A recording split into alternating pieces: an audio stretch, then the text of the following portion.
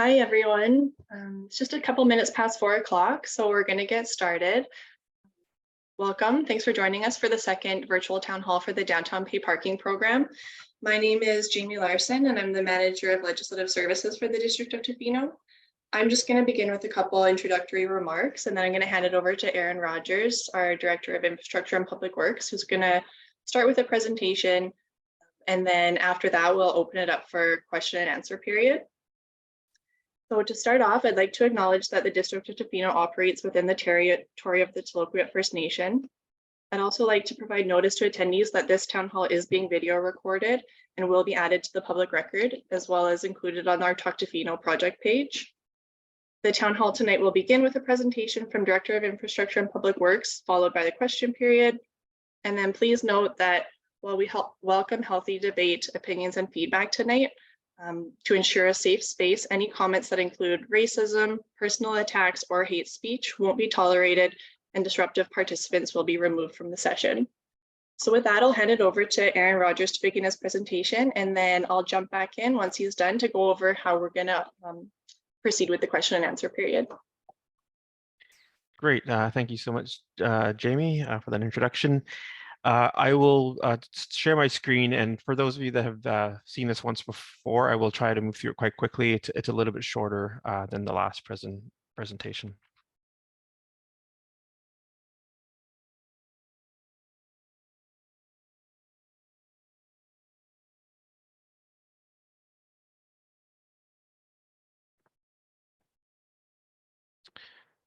I trust everybody can see that.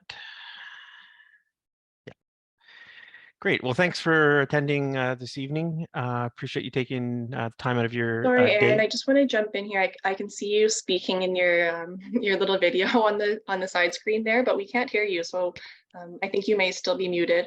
Jamie, I can hear Aaron. Can you hear me? I can hear everybody. Okay, you keep going, Aaron. I'll go talk to Jamie. Great. So thanks for again coming to this meeting on what is turning out to be a pretty nice day. As I said, Aaron, go ahead. As I said earlier, I'll be stepping through this presentation quite quickly. So welcome to meeting 2 of the 2023 Downtown Pay Parking Program Extravaganza. Getting right into it, why are we looking at pay parking? Well, the pay parking is one of the ways that we can see our strategic priorities come to life. We have a number of priorities that relate to this program. So incentivizing, prioritizing, emphasizing a rapid transition to sustainable mobility, planning for and managing the costs of Tofino's aging infrastructure using comprehensive asset management planning as a foundation for this work, developing the new infrastructure required to meet community needs, expanding useful revenue sources, and helping us understand and manage the benefits and challenges of tourism on the community environment. And sorry for reading that as well as showing it to you on the screen. I just like to begin all these presentations grounded in the beginning. And so the beginning for this is the strategic priority, those strategic priorities. A bit of a background. This actually all began back in 1999 with a parking plan for the downtown core. That parking plan was actioned and formed the basis of our 2012 policy, which was put in place to begin to manage what was becoming an unmanageable situation in the downtown core in 2012. Since 2012, we've been consistently conducting surveys and studies and tweaking the program into what we have today, which is a combination of timed parking in the downtown core and some and offshore parking. The intent of the pay parking program would be to build on that existing base, and many of the areas that would be timed versus the areas that will be pay are based on the existing policy. In terms of a more recent policy, in terms of parking, we have our multimodal transportation plan in 2019, which has a significant amount of policies related to this issue, to the issue of pay parking, as well as the official community plan, which was introduced in 2021. And finally, the most recent iteration was the introduction of pay parking in 2021 at our beaches, a program that continues to this day and will continue into the future. So downtown pay parking, there's three main objectives of the program. One, ensure availability of parking spaces. This goes back to the multimodal transportation plan. The second is mode shift, so hoping that there are opportunities for individuals to try a different mode of transport to get into the downtown of the community, whether it be a shuttle or walking, a cycling. This is also comes from a multimodal transportation plan. And finally, a revenue stream, which is sort of relates back to our council priorities. The existing structure of the pay parking, or the proposed structure of the pay parking program, I'd like to say is under review. We've been in this process for about a month now of public consultation, and we've heard a lot from the community about what they think this program should look like. And so I'm going to, the list below you there is based on the original iteration that we introduced to council and the community about a month ago. As I just wanted to confirm that this, again, is all this is under review. So it was meant to be based on the existing timed and offshore parking system, as I indicated earlier. It's separate from the beach pay parking system. It was to be seasonal, May to October, and have a limited hours of operation, and have a progressive pricing scheme. And as well, just a note, there was no changes at this time at that time proposed to the offshore program. Where exactly it is, again, this map is also about a month old now. It will be updated by the next time that we do this presentation, likely after May 9th. And it sort of just illustrates the proposed areas for pay parking and time parking, as well as the existing permit parking in the downtown core. And I'm happy to go back to this map and have some maybe more detailed conversations or questions about this when we get into the question and answer period.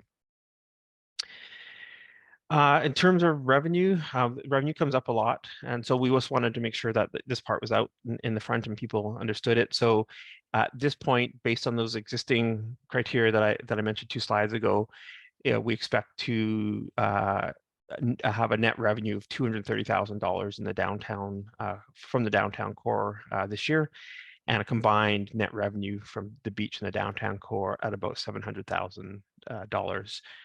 Some of those figures are based off what we did in 2022 for beach parking, and using those numbers to project forward with the amount of spaces we have downtown and our expectations on turnover and occupancy. So what have we heard so far? Well, we've heard a lot of questions about offshore parking, how that program works. We've heard a fair amount also about school parking. How will that work for parents who are dropping their kids off at Strong Start? How will that work for the teachers? What times of year? So we're definitely digging into that a little bit further. Revenue allocation, where will the funds go that we raise through pay parking? That's an active discussion at council, most recently discussed at our last budget meeting. I can say that there are a number of items that are under consideration, including, probably most importantly, recreation opportunities. Alternative transportation, lots of questions about how do I get in town? When does the shuttle work? Is the district considering expanding those programs or developing infrastructure to support people making a mode shift? And then also the next point being, why don't we have one system that's combined with the beach parking program? We've heard you loud and clear there. It's something that we're digging into a little bit deeper. If we can't do it in 2023, then we would definitely be planning to do that in 2024. So the two big ones, and the ones that are highlighted down there, employee parking. What do we do for our residents who commute to the downtown core for work during the middle of the day when pay parking's in place? And that's an issue that we're working actively with the Chamber of Commerce. We met with them a couple weeks ago now, as well as some of the larger employers in the downtown core. I don't have a solution for employee parking at this point, other than it's probably wrapped up in the next point, which is the resident pass. So that's probably that is the topic we've heard the most about throughout this process is as a requirement for a resident pass. And that is something, again, that's a very active conversation with staff. We've heard you, again, we're looking into what our options may be. And I would say at this point that stay tuned, and we'll see what kind of options we can come up with for consideration. In terms of the sort of details of this, so the offshore procurement program, this is right now a program that's free. It involves 110 offshore spaces. We're currently actively working with both the Tlaloquit and the Hausut nations to ensure that their needs are met in terms of parking. These offshore spaces are located throughout the downtown based on land use. So you'll see a lot of these spaces up at the end of First Street by Arnett. There's about a third of them near the dock, which is the preferred area, obviously, for folks who have to travel to their communities by boat. This parking need is critical. This parking supports people being able to live in their communities, as well as allowing them to access critical services such as food and medical care. I've heard also a lot, and maybe a little bit less in the last couple of weeks, but like about what can we do? Can we just build more parking? And I would say today that any concrete action that we would consider will require a partnership of all levels of government, including ourselves. So First Nations, federal, provincial governments. At this point, the District of Tofino does not have any land that we could that we own. We don't have the resources to build such a structure or parking in general. And so that's something that, you know, as we move through the next couple of years, we can potentially work towards something like that. School parking, again, we've heard from parents, from school employees about parking in and around the school during school events, during pickup and drop-off times at the strong start times. And we're definitely, we will be making adjustments to the parking mat as well as the parking regulations to support the parents, children, and employees of the school. Revenue allocation, some ideas we've heard, again, we've heard roads, sidewalks, storm drainage, recreation facilities, or recreation in general, transit and housing. We believe that revenue allocation, that we will be moving revenue from pay parking into reserve accounts. I would like to draw attention to a current project that just was approved yesterday, a lot at the Village Green, where we will be improving the sports court and then replacing the Neil Street water main, which is at end of life. That project is partially funded by the 2021 pay parking revenue, a project revenue that was needed to make this project happen. So I just wanted to say that we haven't decided, or the council hasn't decided where the revenue is going, but it will go to projects within the Tofino that benefit the residents of Tofino. One system, why can't we have one system? Two systems are confusing. I understand this. I would say my one point is that the pressures of downtown parking is different. We have a number of competing uses there, which is dissimilar from the beach. That being said, the idea of one system is definitely under consideration, and I want to highlight that if we can't do it in 2023, it's definitely on the radar for 2024. Employee parking, I talked briefly about that a couple slides ago. Again, it's the cost to employees to have to come downtown to work, potentially sometimes in the service or retail industry where you're not making a higher wage, and that, you know, the impact to those people who have to drive to get to downtown is severe. We have met with the Chamber of Commerce to discuss what we can do in terms of on-site parking. A resident permit would address this concern. We're also working with Robbins Parking to determine to sort of brainstorm some other ideas that may lessen that impact to employees. Finally, a resident pass or resident permit. It's the #1 topic of conversation. It's about 130 people have commented it on the Talk Tofino page, which is about 2 to 3 times or 2.5 times more than some of the other topics. For us as staff, we're considering what that might look like, whether it be the different ways that this could be rolled out, how would that impact our objectives. So again, going back to our 3 objectives: availability of parking spaces, considering other forms of transportation to get to the downtown core during certain hours of the day, and then revenue for DOT programs. So as I was going back to a March 28th report to council and a presentation, any adjustment that we make to the system as proposed at that time will affect those objectives, and that's kind of what we're trying to figure out now, is if we move forward in this manner, what does that mean? So we're considering options, and I would expect that those would be surfaced for the public consumption in the next week or two. And I'd like everybody to stay tuned and see if we can't figure out a solution that works for all of us. Engagement so far, again, it's been vigorous. It's in my time, the public consultation has reached more people than anything else we've done, including our official community plan. I think this is what good consultation feels like. It can be uncomfortable at times, and we're dealing with values and changes, and everything that we receive, we read, and I'm personally responding to emails. So thank you for continuing to engage. It's not lost on us that you're taking your time out of your day to do that. All feedback is important. And finally, I just want to say thanks for keeping it civil. I've had many very thoughtful and well-written emails about the program, and I really appreciate those. What next?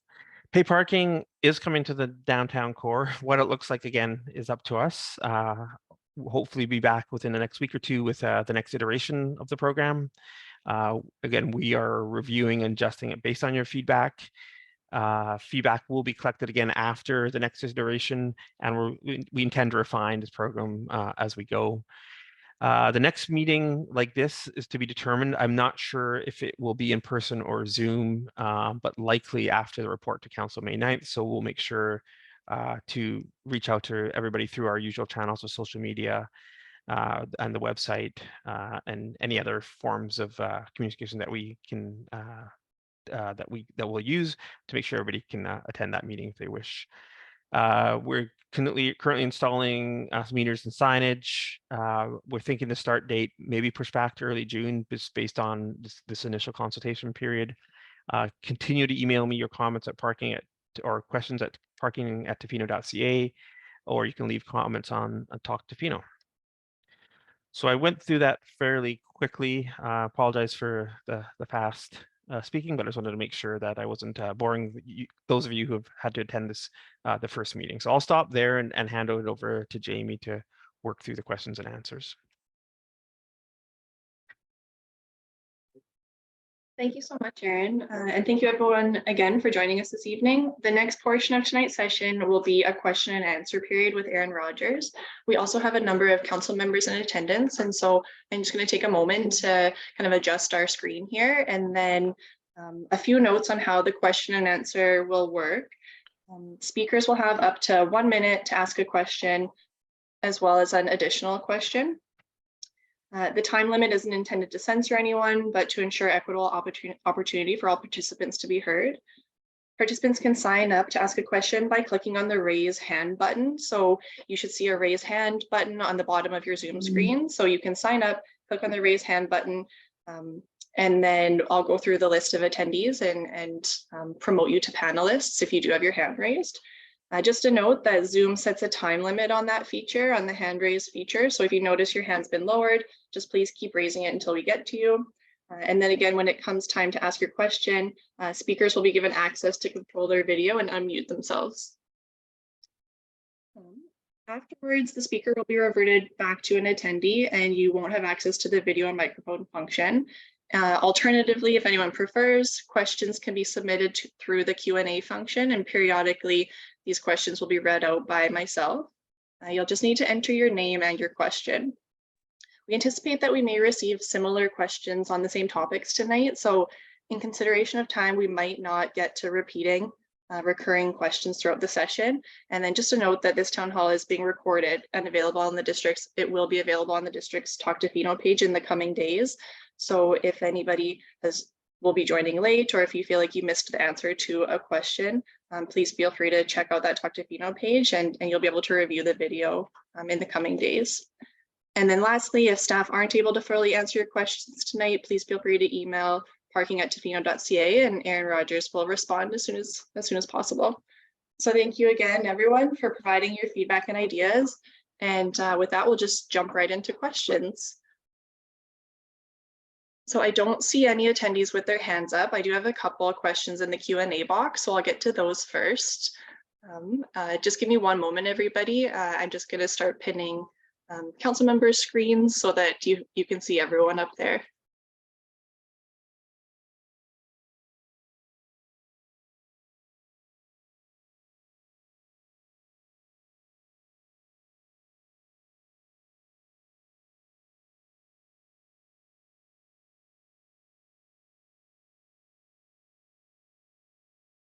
Okay, so Aaron, the first question is, why can't the beach parking model be put in place in 2023?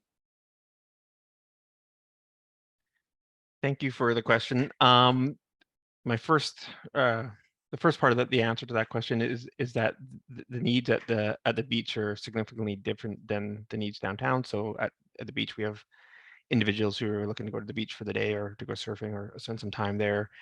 In the downtown core, we have about 5 or 6 competing needs, and so that's the first thing is that they're just different parking concerns. If we were to, the second part of that question is we have 2 contracts. We have a contract for the beach program, a beach program for the downtown parking, and it's our intent in, as I said earlier, in 2023 or 2024 to combine those programs. We want to make sure that we kind of understand downtown parking. If we end up in some type of resident permit conversation, there may be an opportunity to meld those 2 programs. In the downtown core, we also have time parking versus pay parking versus just pay parking at the beach, and so there's just a little bit of background there that I'm still working through with Robbins Parking. So I think it may be possible, depending on where we end up with the downtown program. So maybe I could just say, stay tuned for now, and we'll see what we can do. Thanks, Aaron.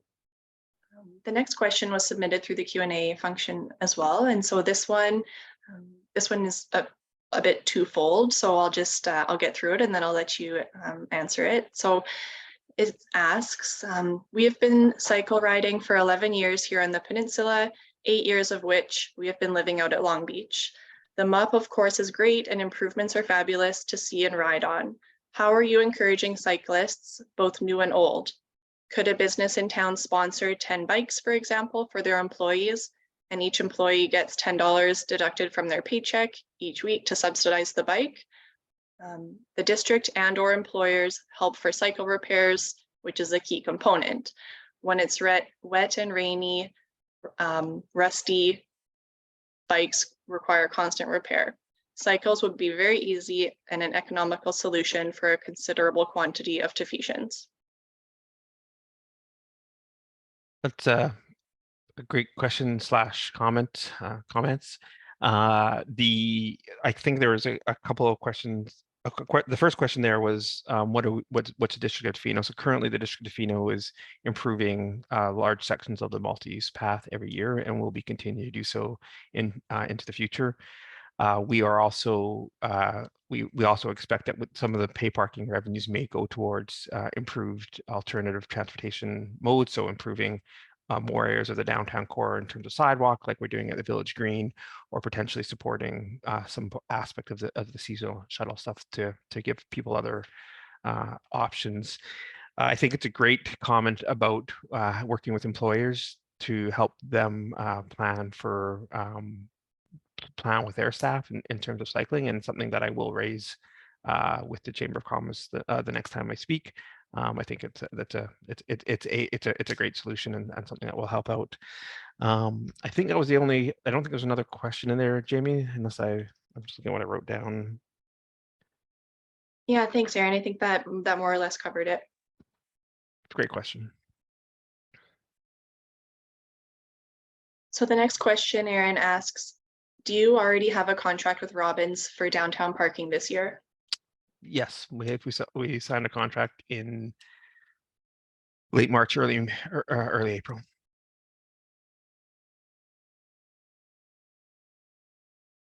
Great, thanks, Aaron. So that's actually it for questions at this point. There are a number of members of the public in attendance. So if you do have a question, again, please feel free to submit it using the Q&A function in Zoom. You can just state your name and what your question is, or alternatively, if you'd like to raise your hand to talk, we can promote you to a panelist and you can ask your question directly to Mr. Rogers. And you can control your video that way too. So if you'd like to come on screen and ask your question, quote unquote, in person, you're welcome to do that.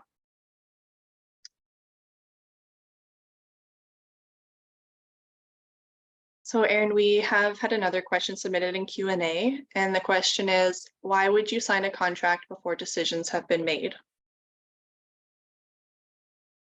This process goes back to 2021, apart from all the policy that we talked about earlier in the meeting, to move forward with the beach program. It was always intended to move forward with the downtown parking in 2022 once we understood parking a little bit more in Tofino.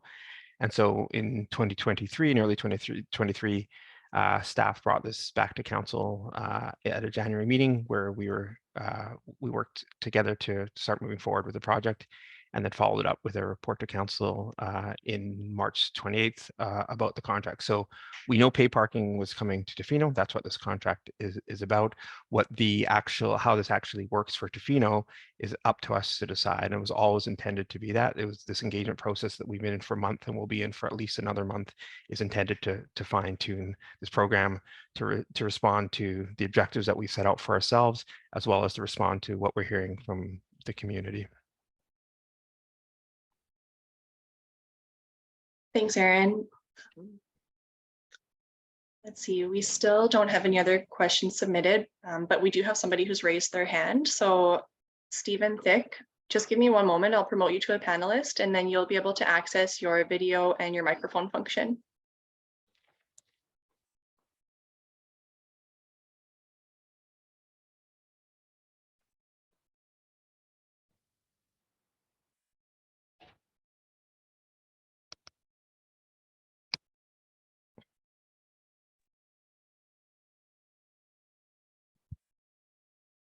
I think I've got it. Have I? Yeah. Aaron, you said the three purposes or whatever, I'm not sure the word you used for this, were to ensure availability, to encourage sustainable mobility, and dollars, raising funds. I'm wondering why it isn't, to me, the first two are really looked after by timed parking, whether there's financial incentive or not. If you've got timed parking that's enforced, that will ensure availability, and that will ensure or encourage sustainability. So to me, this is really a program about dollar bills. We're really trying to just raise money, and I understand that. I don't think that's a bad thing. I think that's a good thing. But my hunch is, and I suppose it's not a question, it's my hunch is that we'd be having really zero opposition to this if it was the same as a beach program. That is, if residents were not being charged. This is already a group of people in Tofino who are fairly heavily taxed relative to other jurisdictions. There's no other small community in BC, barring something like a Whistler, which we hope we're not, that has this kind of sort of a paid parking thing. And I think many people find that they're uncomfortable with that. And some may be out and out offensive. But anyway, I would just say that really, if you look at the winter, of course, there's no parking issue.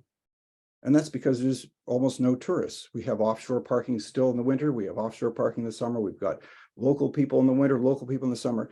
So really the burden that's being placed on our infrastructure of all kinds, including parking, is from tourists. And of course, we're looking for ways to raise revenue from those people who are using infrastructure that we have to provide for. So my question really is, why don't we just tax the tourists like we do at the beach and leave residents completely out of the picture? You know, I know you're addressing that in some ways already, and you've heard that loud and clear, Mhm. but I guess I just add my voice to that. It just seems to me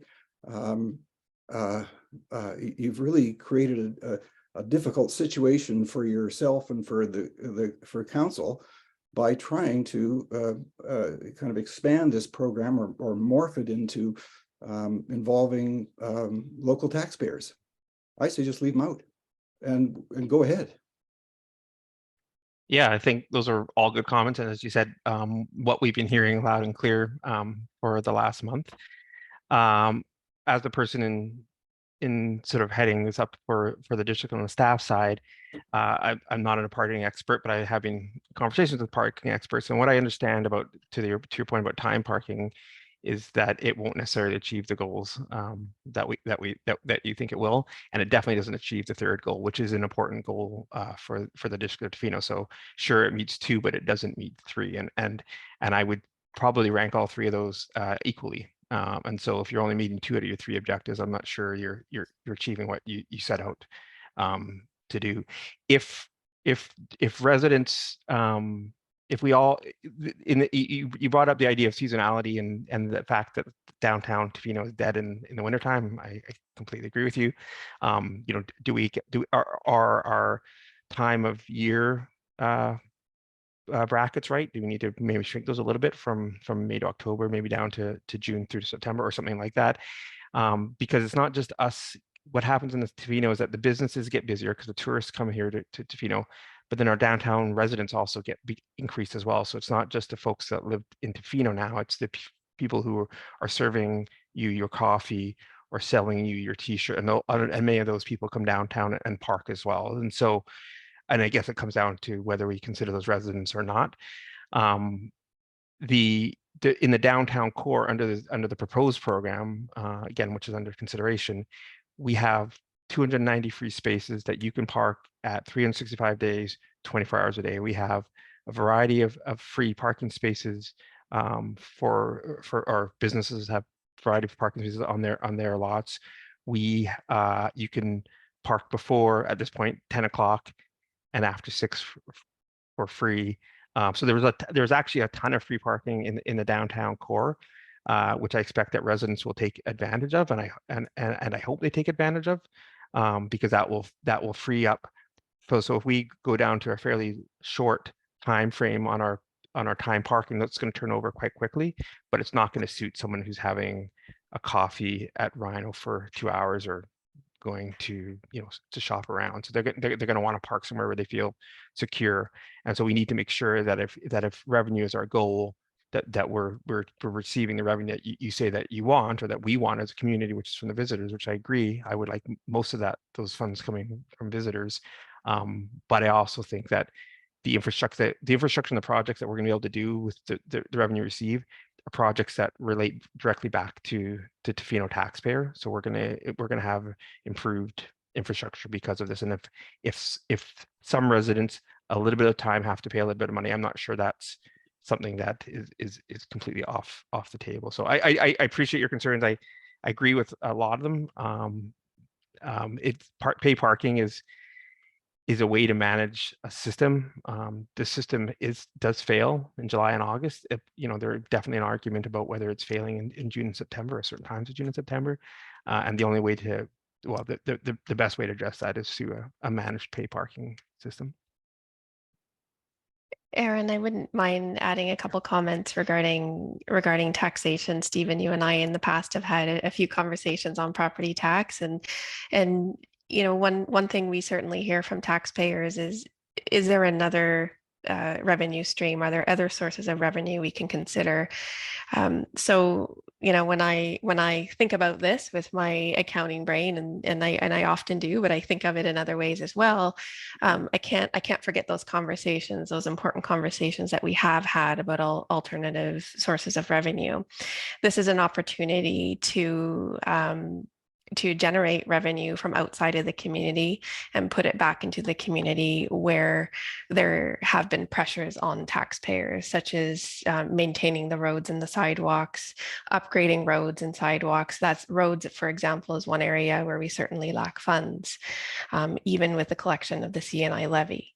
So if we're able to encourage residents to park in the spots that Aaron has mentioned that are free or that are timed and available and outside of those paid parking spots, then we're collecting revenues from outside of the community and reducing that burden, if you will, on the taxpayer, or putting those funds back into something like recreation, which was a strong theme in our discussion with council on where these surplus funds would go. Yeah, I don't think there's, I have no criticism about well, I can't say I have no criticism, but pay parking in the downtown area. I mean, I get it. I think we're in financially difficult enough situation where we have to find other streams of revenue. And so I'm not opposed to that in any way. My only commentary really would be to say that, that I don't think he would have had hardly an iota of resistance if this hadn't involved residents having to pay. As I say, it's really the parking pressures primarily, almost exclusively, come from the fact that we have visitors here who the district has difficulty raising revenue from, generating. It's difficult for visitors to contribute. They pay a lot in food services and overnight services and all those kinds of things, but that doesn't help the district really particularly. So I'd say this is my sense, and of course I'm not really there at the table in these discussions, but my sense was that the primary purpose of pay parking was as a way to have out-of-town people be able to contribute to the infrastructure that they use. And it just seems that this is expanded and morphed into involving residents as well. And I think that's unfortunate because it's creating a fair bit of heat. And, I just think that's maybe unnecessary. My question, or another question might be, does the revenue generation of 230,000, whatever it is you anticipate from downtown parking, has that, clearly that has residents contribution factored into it. Do we have any idea? You must have made some kind of assessment of where that money is coming from. Do you have a breakdown of that, of your best guess at what portion of that contribution comes from residents and what portion will come from out-of-town people? Do we have any idea? Clearly someone's thought about this and figured out how much you think you're going to generate. So how much do you think residents are going to contribute to that? What portion of that 230,000? Aaron, do you mind if I go first and then you could go ahead? Yeah, it is. It's a difficult number to generate, and I won't lie about that. It's difficult without data and without, with spending years upon years of trying to collect data to determine the behavior of residents. I think it's difficult for us to accurately project revenues. And that's the case in other service areas as well, like building and development. So we do the best we can with the information that we have. And I think that's why we have committed to going through this first year of the program, sitting back and revisiting what the data looked like over that year and adjusting the program slightly, or continuing to have conversations with the community and council on how the program could be changed if we say meet our revenue targets. So I think there's not really a clear or perfect answer to that, but that's a similar answer I would give to any projection of revenues that we make in any service area. Okay, a corollary to that would be, are you concerned that you might not break even if residents aren't paying for this, aren't contributing, aren't participating in this? Is there a concern with the cost of the program, with whatever expenditure that Robbins is going to get out of this, whatever that is? Is there a concern that if residents don't pay, if we don't get that contribution, that we won't even break even? Can I just jump in here? I think it's the opposite issue that we're concerned about, Stephen. So we have the projections for the downtown core, not broken out into residents and visitors. It's a $230,000 net revenue based on the turnover of 400 parking spaces at a 2.5-hour turning period. So depending on what your pricing is, that's how those are generated based on what's happening at the beach, what best practices, what Robbins knows as experts in this field. And that's why that 200, it's actually 400,000 or 400 and a bit thousand gross fees, $230,000 being the net. So we don't have, there is no consideration for whether it's a resident or a visitor paying there. Everybody, what we hope to do is introduce choice into people's lives. I can choose to go downtown and pay between these hours, or I can choose to do something different, or I can choose a different option. So it's a choice. So that's just a number that doesn't exist yet.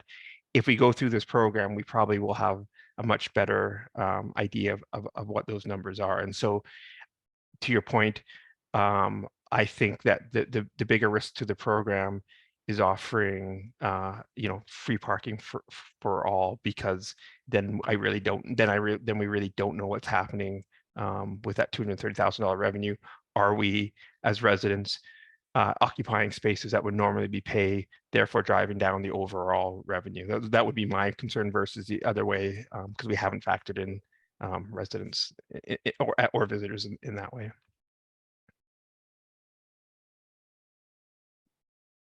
Can I continue?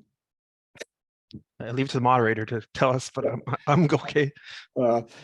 Yeah, I guess in that case, if there's that sort of flexibility to kind of deciding how to implement it, my sense would be to implement it without charging residents initially and see what happens over this course of this year. And if it's deemed there is significant loss of revenue, or in fact, we're really not even close to meeting our targets, then that something may have to be revisited.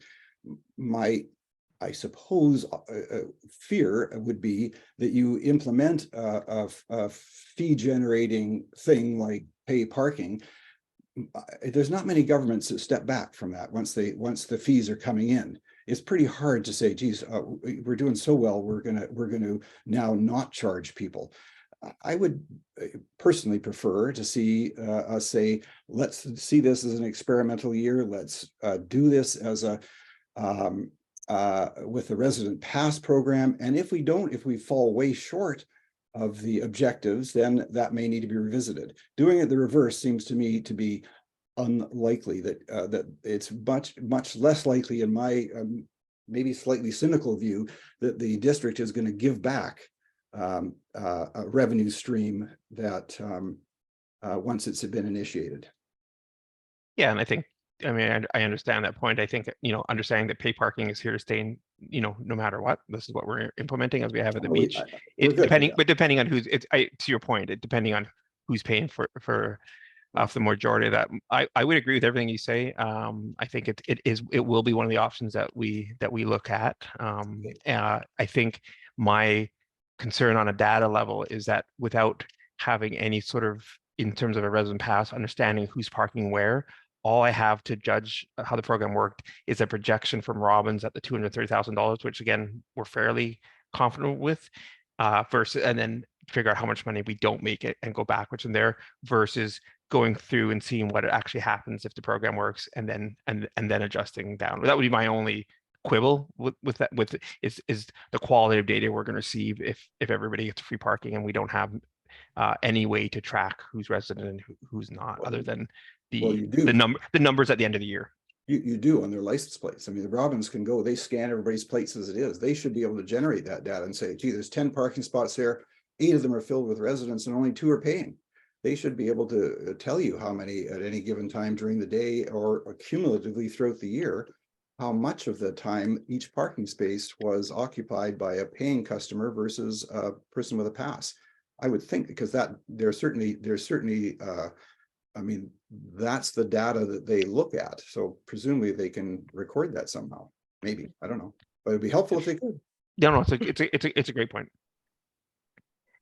Yeah, maybe while I have your ear here, Stephen, maybe I'll ask a couple questions to you, if you don't mind. No, go ahead. How would it feel to you as a resident if there was no charge in year one and we had to come back and implement a charge, or say the program didn't work and now we do have to go down the road of pay parking for all?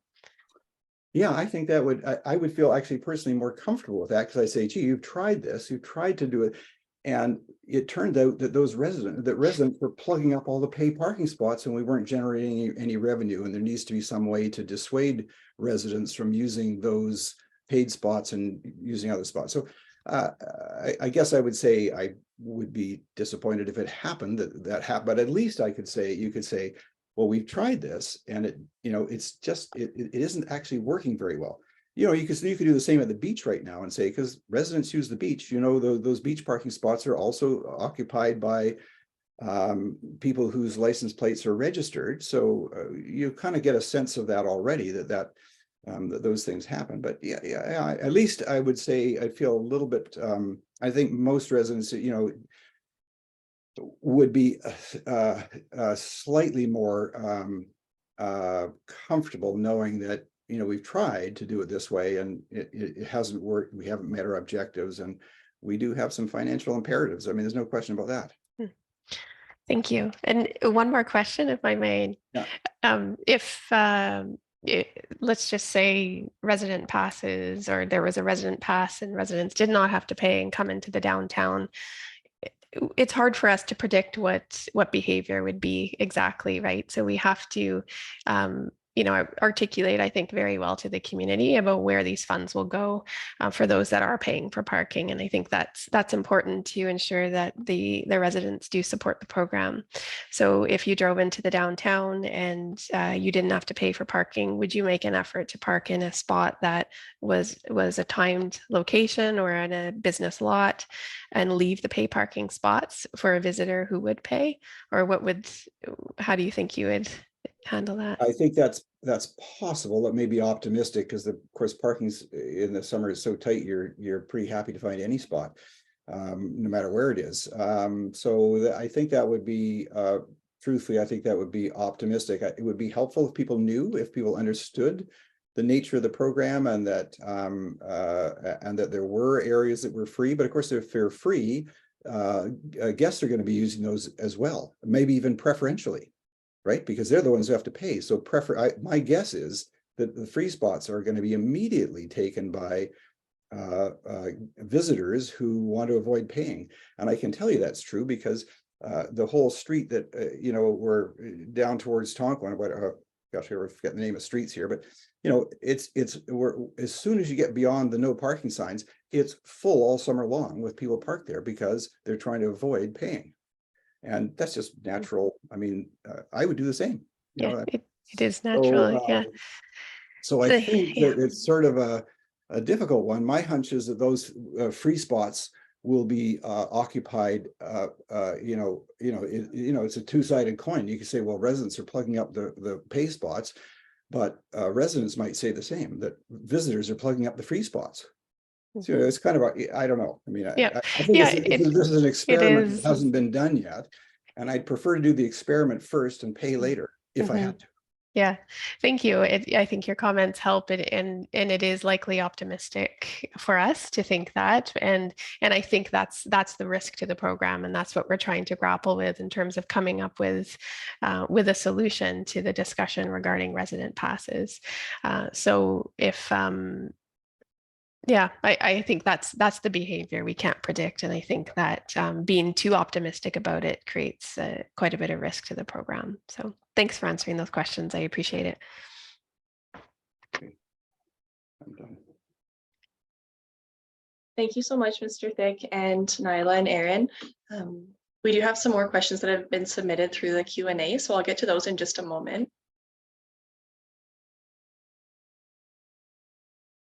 And for anyone else that is in attendance and would like to submit a question, please feel free to do so using the Q&A function, or you can raise your hand and we can host you quote unquote in person, and you can access your video and your mic. So Aaron, the next question is— Jamie, I just got to cut in here a little bit. Sure, yeah, go ahead. Just to let everybody know that I have a prior engagement I have to go to, so I'm leaving. So you'll see my screen disappear. But thanks very much. I do very much appreciate all the questions and comments, and I do want to just let everybody know that council is listening very intently to all the comments and is interested in making the best choices. that's it for me. So thanks, thanks everybody.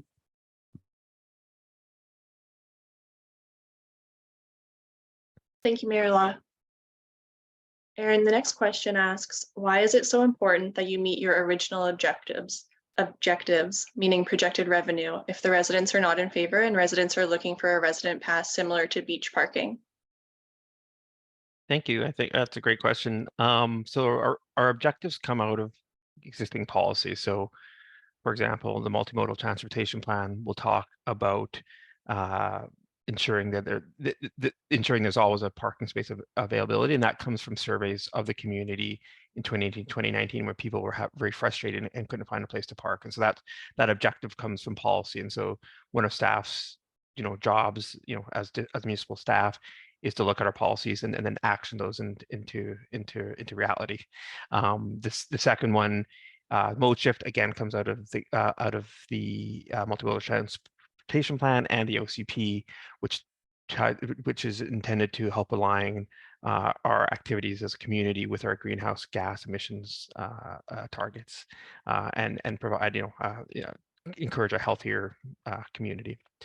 And finally, the revenue targets come out of our council strategic priorities and our concerns around funding our critical infrastructure over the coming years, as many of our assets begin getting to end of life. And so, why is it important? Why is those important? Those are important for those reasons. It is also important to hear from the residents about what exactly that can mean. And so it's not that anybody's speaking against a resident pass at this point right now. It's trying to understand what the impacts to those objectives of resident pass might be, and then to offer options or potential solutions to council to consider and the community for balancing, can we meet these objectives mostly or not, versus the resident pass conversation. So I don't think that the objectives are in opposition to resident pass. I just think that as you start to think about that, you do not need to weigh out the pros and cons.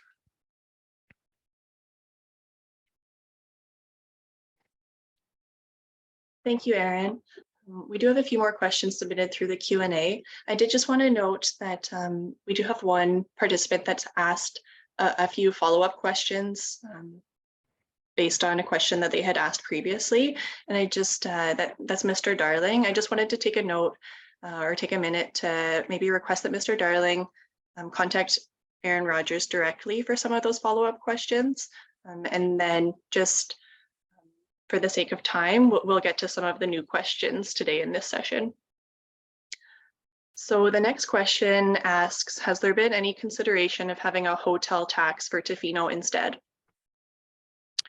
I might leave that one to Nyla to speak to about hotel taxes, because that's her previous expertise. Yeah, thank you, Aaron. Yeah, it's a question that I have received often during my time here, and unfortunately, municipalities are restricted by legislation in terms of user fees and charges we can collect, and taxes that we can levy, and a hotel tax is not one of them.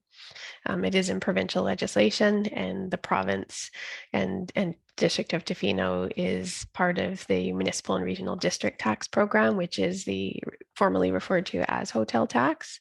And so we do collect that, and those amounts are transferred to Tourism Tofino as well as to the Tofino Housing Corporation for a certain portion that is collected.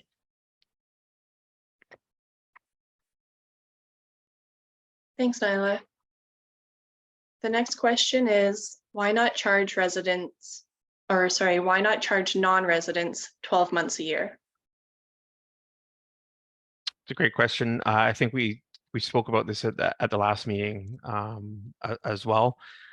It is an option. We looked at both the 6 months and the 12-month options. I think going back to some of the conversations about operating this program, we may go backwards further because of the amount of revenue needed to pay for the Robbins car and employees and their costs to go through a part of the year where we're receiving very little in terms of parking revenue, understanding that downtown is empty and most people are parking the time spots or at the location that they're visiting. So for now, and it is a great question, we're going to stick with the 6 months to just sort of manage the risks we have associated with ongoing month-to-month costs.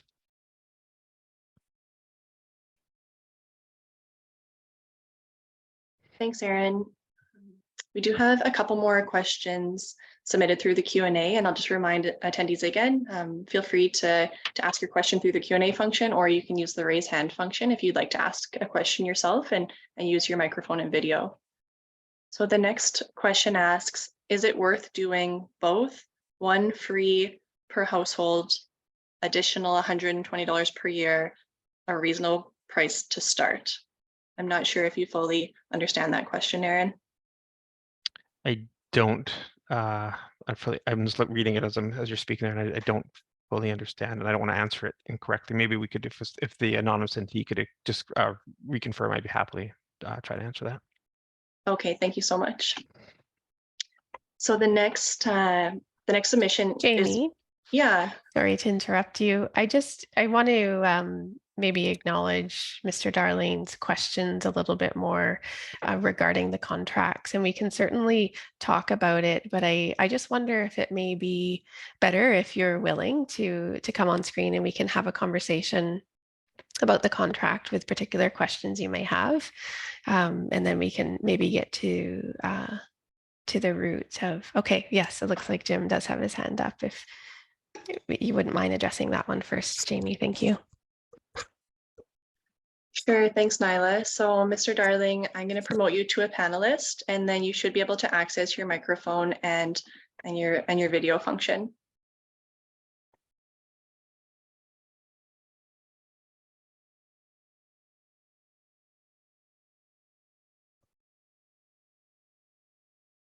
Hi, Jim. Thank you.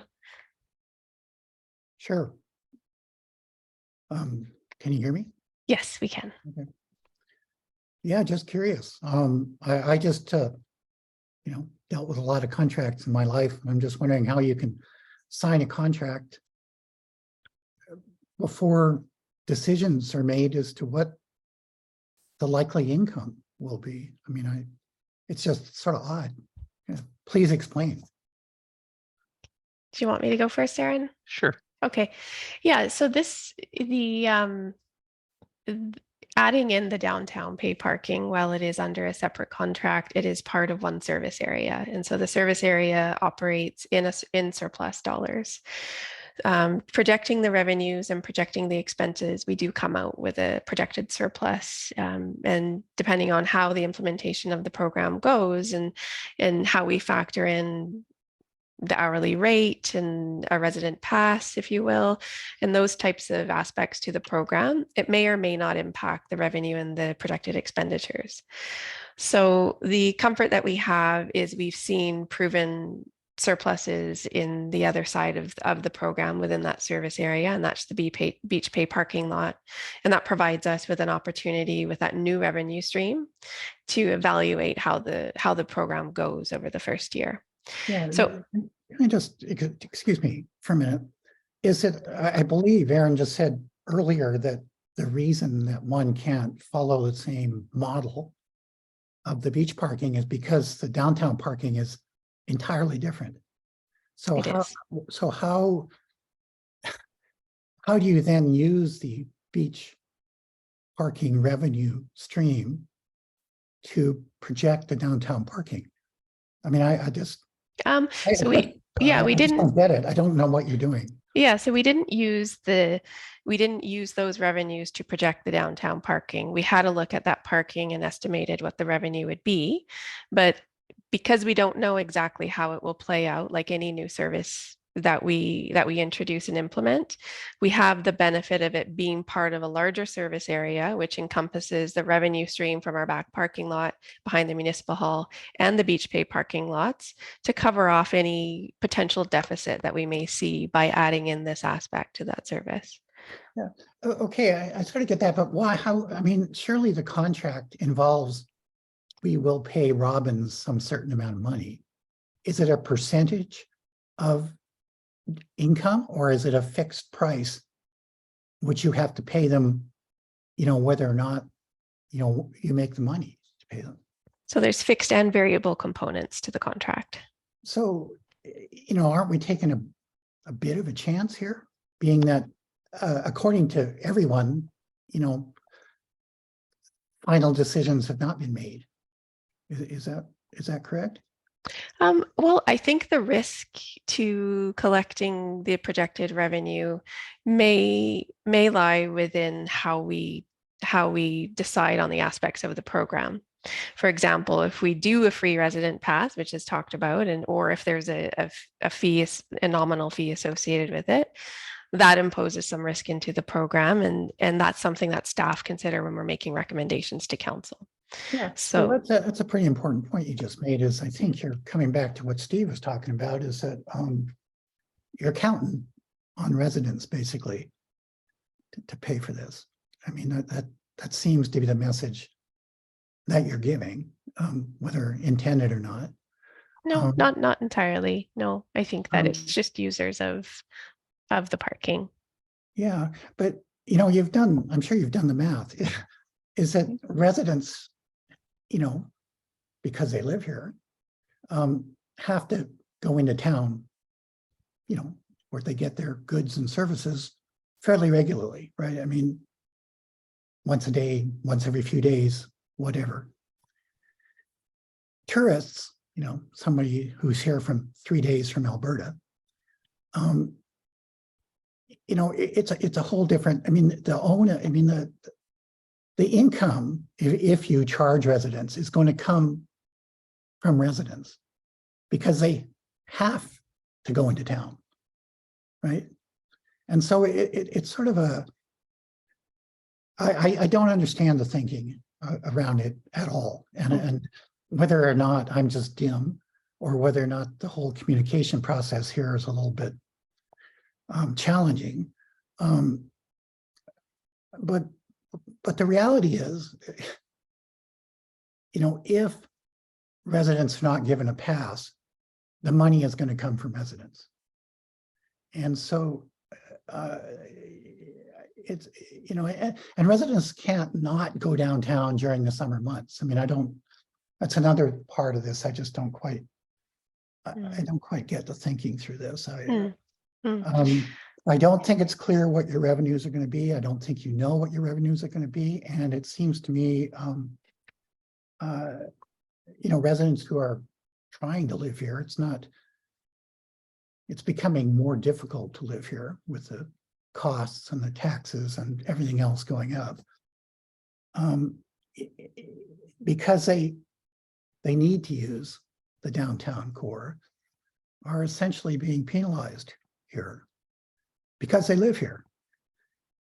And I think that may be one of the reasons, you're getting such resistance from residents.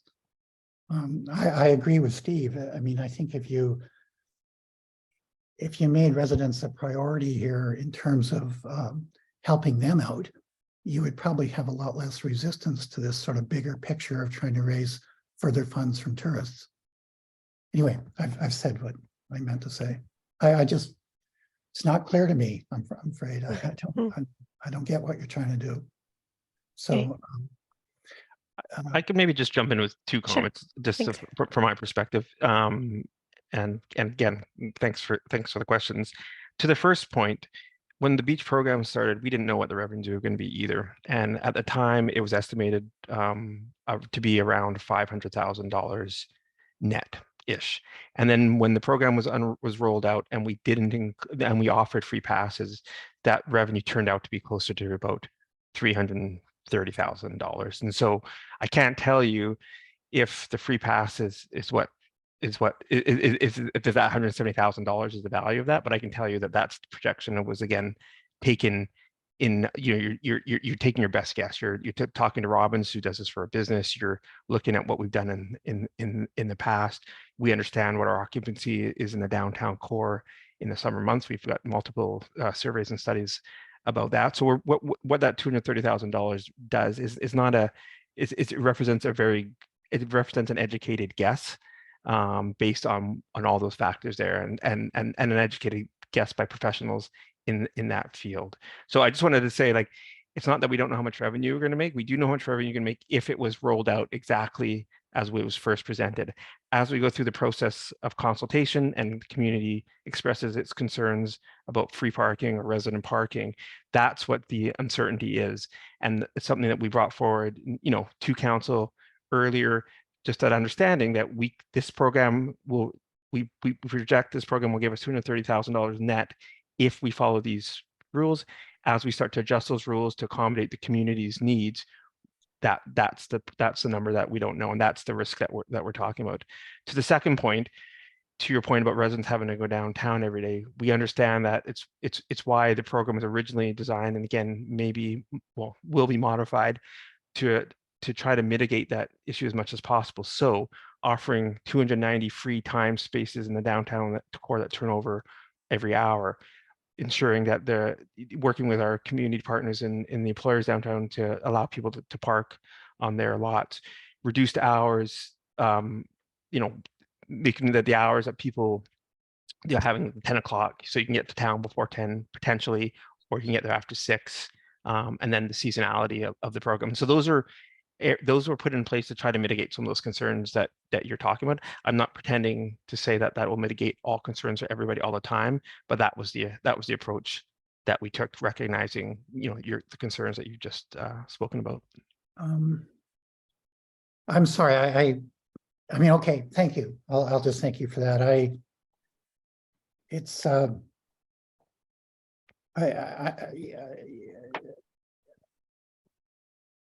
don't find that the last couple of discussion, couple of responses have really clarified very much for me. But thanks for trying. And I guess we'll. I do just have to agree with Steve. I think, and pretty much everybody else that I've talked to here is, charging residents for this is,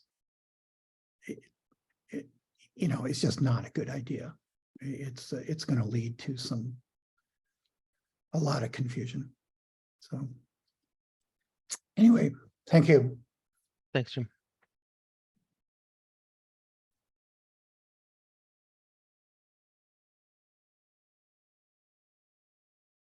Thank you, Mr. Darling, and thanks, Aaron and Nyla.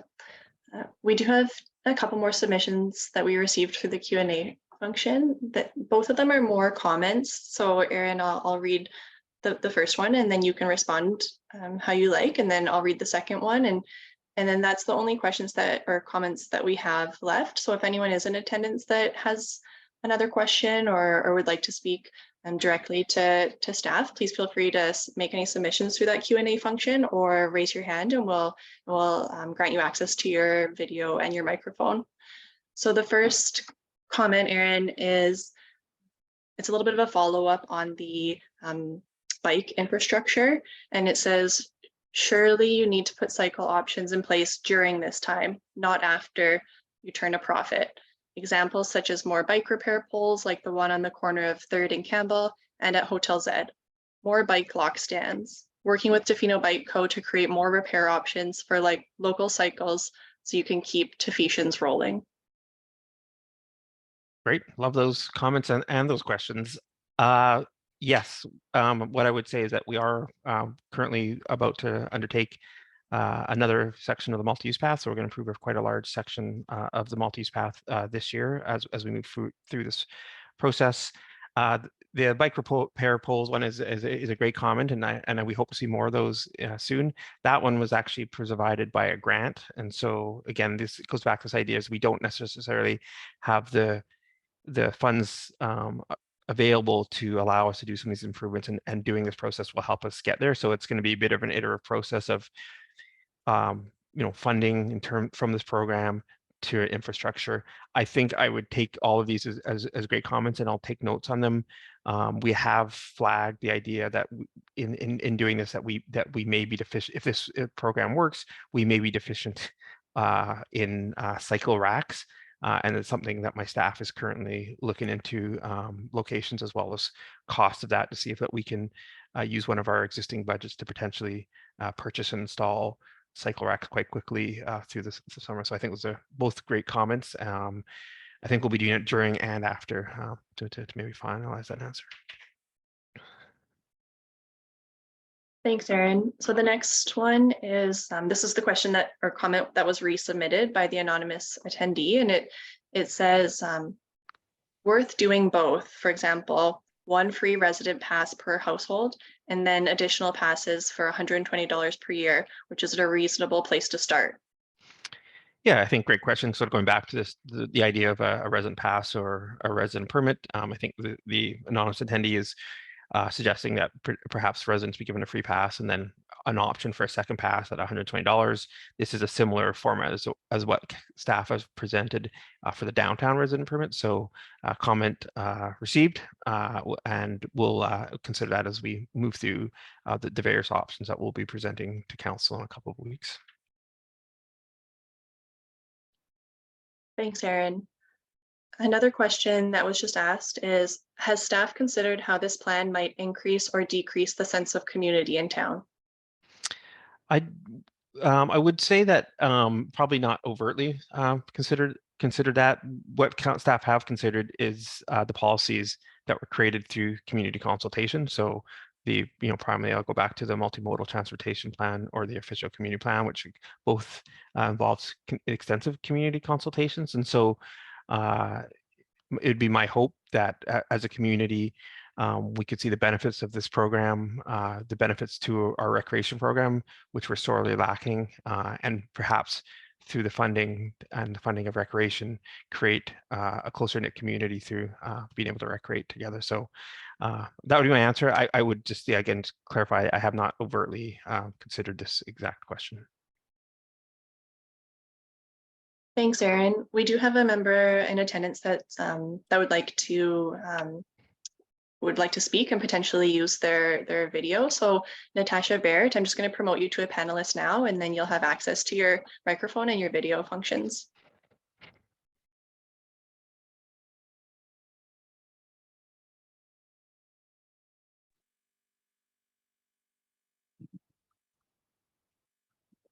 Hello? Hello. Oh, good. Okay, hi. Sorry, I'm just out by a bunch of construction, so it's not too loud. Well, I guess that's kind of everywhere downtown right now, just by my building. But anyway, I just am calling. I've been kind of emailing you a lot, but I was kind of calculating up like the, well, there's two things that kind of have occurred to me. One is, I'm calculating out the $18 that we would have to pay if we don't get a resident pass, or and I think maybe we get a pass or maybe not, I don't know, by owning a property here. But as business owners and operators who have to be here for safety reasons, have a vehicle, it was like basically going to cost us roughly around $2,500. And I'm just wondering, like, a year. You're saying you're trying to prevent taxes, but for me, I don't expect that the parking is going to drive up my taxes $2,500 in a year if we were to have non-pay parking. But it's sure driving up my daily costs, and that's only for one of our vehicles, because of course I'm a family as well, so I have to come in for groceries and have to pay again. So I'm looking at a very, very expensive, like maybe it's probably cheaper for me just to go to port and buy my groceries and not come into town kind of situation, if I can even find the parking. So anyway, I mean, and I have heard, Simon, in kind of a punitive way, I obviously have a business and I should be providing my own parking, but I can tear down my waterfront property and build a parking lot, of course, but it's a 100-year-old building that was built at a time when Tofino allowed people to park on the street. So, I also kind of feel a little bit like I'm being told, like, whoops, you don't have parking, you're providing because you're not a new building. So, I'm kind of getting caught in this position of almost feeling like guilty and punished for not providing parking. I'm in an old building, a heritage building, so to speak. And I'm just kind of wondering like what the thoughts are around this, because, this punitive feeling that I get kind of getting from the parking, even though I do want to support it, I want some of that tax burden taken off, but I actually see it as I'm going to get probably more costs added to me in this scenario.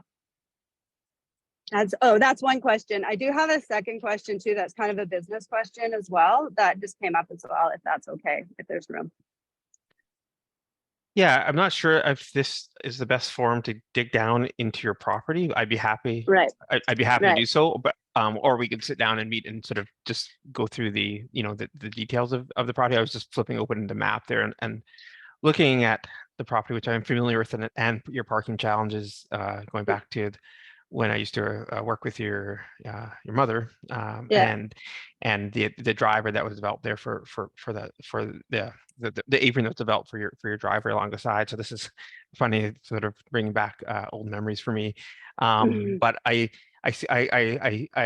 take your point. If you have to pay parking in front of your business all year, that's a fairly large significant amount of money. So I don't know that I have a solution for you today or some options, but I'd be happy to sit down and try to work through some of that. Yeah, I'm just trying to express it, both a resident, business owner, all these ways I have to come downtown and utilize the parking. I mean, I'd prefer not, I actually live really close to town, but and I do walk and bike. But you know, if I'm carrying a bunch of groceries because I've got a family, you know, it puts me in that position. And you know, it's, and again, I can work around things. It's just we're quite shocked at the amount we'd have to pay. And I have to say, it is very unsettling from a business point of view. Like, we're right up on our season, and I don't even know what to put on my webpage anymore. Like, I'm really how to advise people. We're doing this right at the beginning. I mean, for me, I'm already full on into tourist season. I mean, I'm booking well into September right now. And, you know, I even feel uncertainty. But, you know, so I just feel like there's a lot of issues. And I know, you know, it's just seeming to happen quite rushed to me with little preparation, and it's just creating a lot of uncertainty. Like, oh my God, are we going to have to pay this? Like, we didn't really budget for this kind of cost this year added to our revenue, you know. So anyway, these little things are coming up. But the other one is I just am trying to hire somebody. So I don't know the awareness about the staffing crunch in Tofino, but it's pretty severe. And, you know, I'm maxed out. I'm sardined in all my accommodation. I have to basically provide accommodation for anybody I hire. And I happen to find one person who has some part-time ability, who has accommodation other place. But, you know, she says to me, am I going to have to pay to come into town because she's out at the junction? And I'm like, okay, you know, so I'm on the verge of losing her, because I don't know what to do or what to say. And I don't know what options to give her. And I'm like, you're right. We have no shuttles. We have no bus service. I mean, you're kind of having to come in. My staff house is packed out. I can't park one more car there. So I'm just like wondering, like, how are we supposed to deal with these employees that need to come in who are living in Yuki or other places and having to park? Like, it's adding a lot of, like, now I'm having to pay for them, which is another $2,500 per employee that I wasn't calculating into my, you know, cost this year. So these are all concerns that are coming up for me. No, points all well taken. I can't give you a solution today, right now, about the employees situation. Although I hear you, it's something that I don't think we've come to a conclusion on yet, because of what you're saying is, it has been shared to me by many other employers. Right. What I can tell you is that it's likely, well, first thing is a certainty. Pay parking will come downtown this year. So in terms of letting your guests know about whether pay parking will be there, what that actually costs, including the $18, is still up for debate and conversation. And depending on the options that we decide to move forward, there may be some relief there from that figure. But again, we'll have to wait to see what kind of options get in front of council, and also find out where this resident pass or resident permit conversation goes, because there. So if I can offer you one certainty, pay parking is coming downtown for, you know, what the actual cost of that, who's going to pay and how they're going to pay is unfortunately is yet to be decided. I hope in about 2 weeks that we'll have a clear idea of that process. Right. Okay. Yeah. And can is there any talk about the balance? Like, I would be happy to say, oh, great, if I knew there was a balancer. And this is what kind of came up for me in that conversation I had with that potential employee who probably won't be able to hire because of the parking. But I said, you know, if we had a bus that went out to the junction that can pick you up, wouldn't that just solve the problem, right? Like, is there any talk about how we're going to kind of remedy these transportation issues? Because if we're saying to well, there's no real choice but to drive into town. I mean, the tourism Tofino bus only goes limited locations and only for a short period of time. So, like, is there anything about other solutions that can bring people into town that don't that kind of alleviate the bus, or especially for employees, right? Because so that other balance conversation to pay parking, well, there's these other options, right? Yeah, it's a great point. There's sort of two answers to that. So the first answer is the district for the past 10 years has been pursuing diligently with UCLUIT and the ACRD to bring BC Transit into the region. That's something that is paused for now, and something that I expect will be raised with the province in the coming year. So I can't promise that as a solution for this year, but definitely something that Right. we've been pursuing for a decade, and something I think is vitally important for all the reasons you mentioned: the access to employment for various communities, access to medical care, access to education. I think it's a critical need for the region. So that's, but unfortunately, that won't be something that happens this year. To the second part of the question is that our seasonal shuttle, we hope to, will be this year going to Long Beach and Tystanis and Essaouira twice a day. So there's been a bit of an expansion of the service. I know it's not to the junction, but again, the hope would be in the meantime, while we wait for BC Transit to come back to the table, we can offer the existing transit service, and depending on where council decides it wants to allocate the revenues from this program, perhaps we can help fund that transit program a little bit more and expand a little bit. So there'll be a little bit of a change this year, potentially stuff in the future, and then the BC Transit conversation. Okay.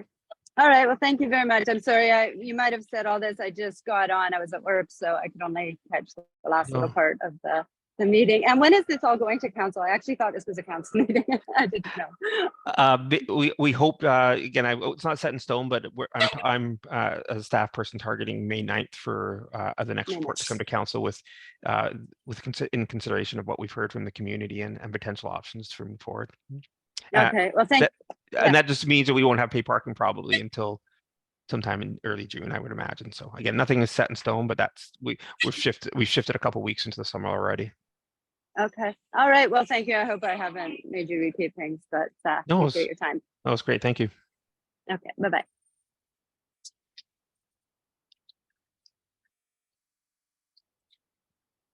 Thanks, Natasha. And thanks, Aaron.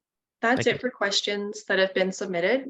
We don't have any further questions in the Q&A, and we don't have any attendees that have their hands up. So I'll take a minute again to just kind of remind anyone that is in attendance, if you do have any potential follow-up questions or you're looking for more information. Going home now. Do you want to come? Thanks, Natasha.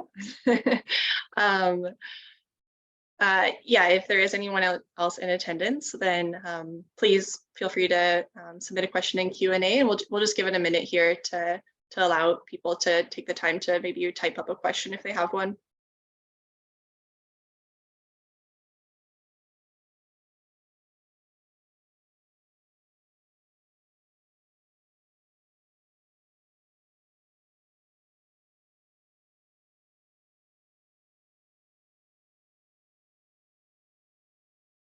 Hi, Aaron. So we do have one question. The question asks, it seems troubling that the differentiation has not been made between the revenues produced by residents versus visitors. Would staff be able to produce these numbers for more clarity of the program? Thanks for the question. Similar to the beach program in 2021, we don't have those numbers. They don't exist right now. Again, as I said earlier in the meeting, our projections are based off of parkers in parking spaces turning over about every 2.5 hours over the course of the parking season in that 8-hour period. So there hasn't been any. We don't have that data currently. Okay, thank you, Aaron. If there is anyone else in attendance that has a question or a follow-up question or would like to come online in person, so to speak, feel free to raise your hand or submit it through the Q&A function. We don't have any more questions submitted at the moment, so I'll pause and I'll allow a few minutes here in case anyone does have any questions they'd like to submit.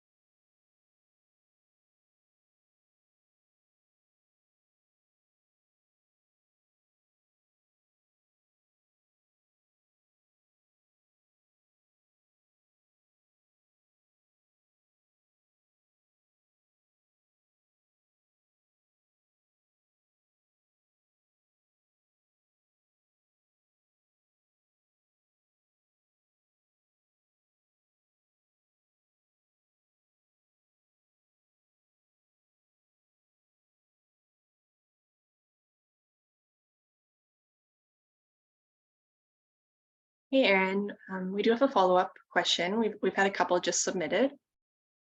So the one question is, has there been any research into possible negative effects of the pay parking in the downtown core, considering our tourist economy and remote location?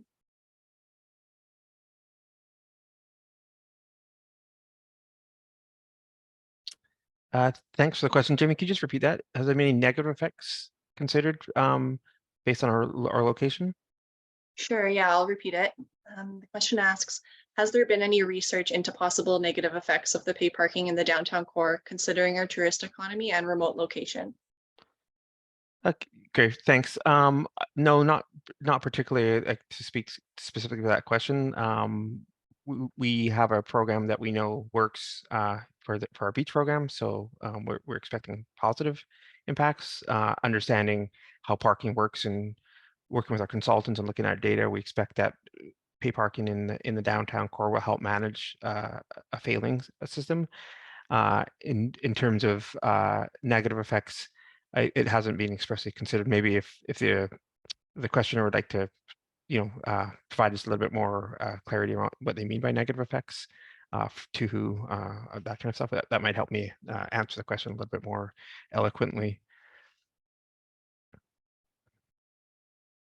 Okay, thanks, Erin. So to the person that did ask that question, if you would like more clarity, feel free to resubmit your question again through the Q&A, or feel free to use the raise hand function and you can come online and ask directly to Erin.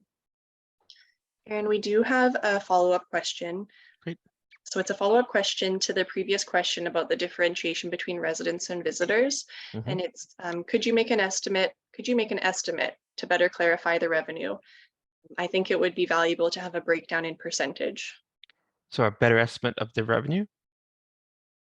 It appears that way, a better estimate of the revenue broken down into percentages regarding the differentiation between residents and visitors. Yeah, I think this is very similar to the previous question. We have a revenue projection of $230,000 based of net revenue based on the criteria that I outlined before. I don't have data on differentiation of resident versus visitors. It's my expectation that through this first year of this parking program, that is one of the data points that we may be able to glean from the information, but I don't have it to hand today.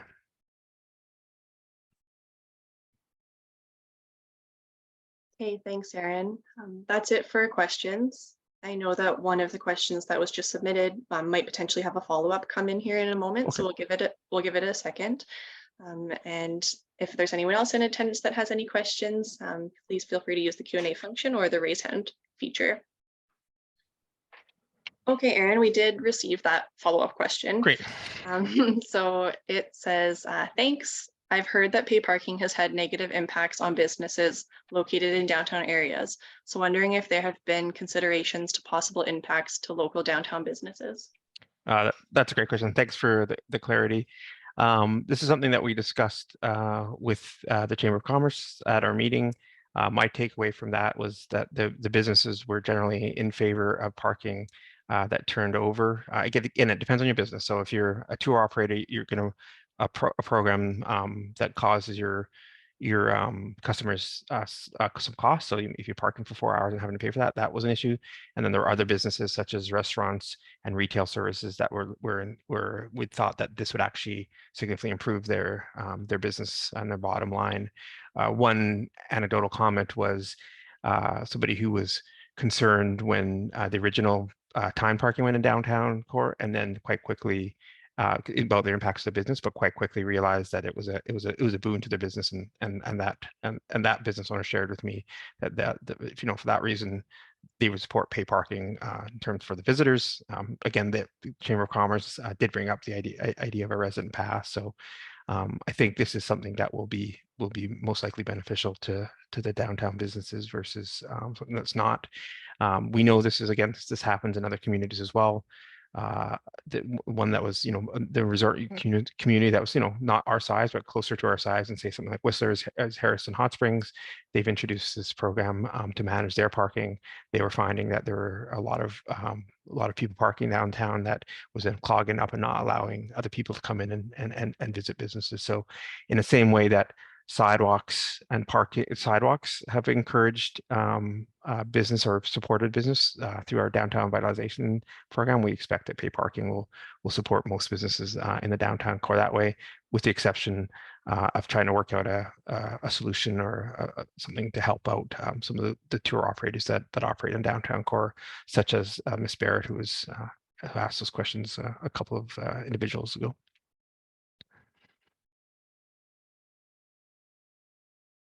Thanks for that, Aaron.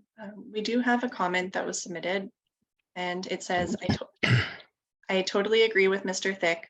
Charge the visitors only, leave the residents alone, at least for year one. Fair point. Heard.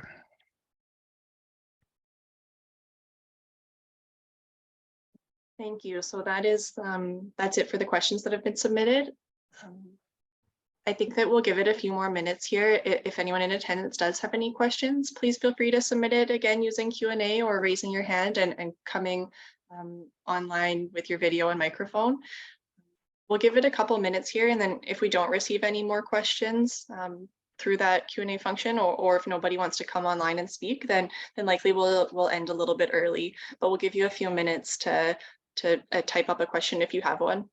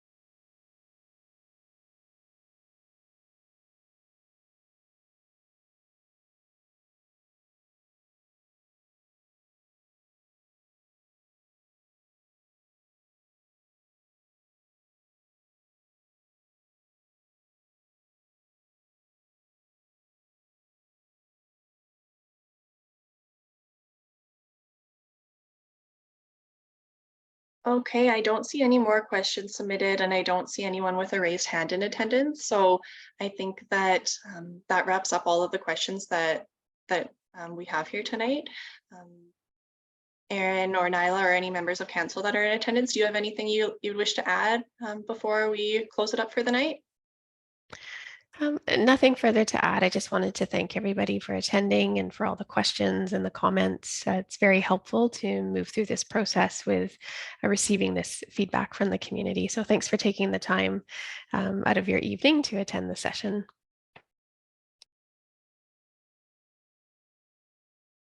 Okay, thank you so much, Nyla. I'm going to end the session for everybody. So I'll reiterate, thank you so much for coming tonight and providing your feedback. And this video recording will be uploaded to the Talk to Fino page within the next day or two. And so if you'd like to review it, or you have anyone that you know that wasn't able to attend that would like to see the session tonight, then please feel free to direct them to Talk to Fino, and it'll be up there shortly. So thank you so much, everybody, and have a good night.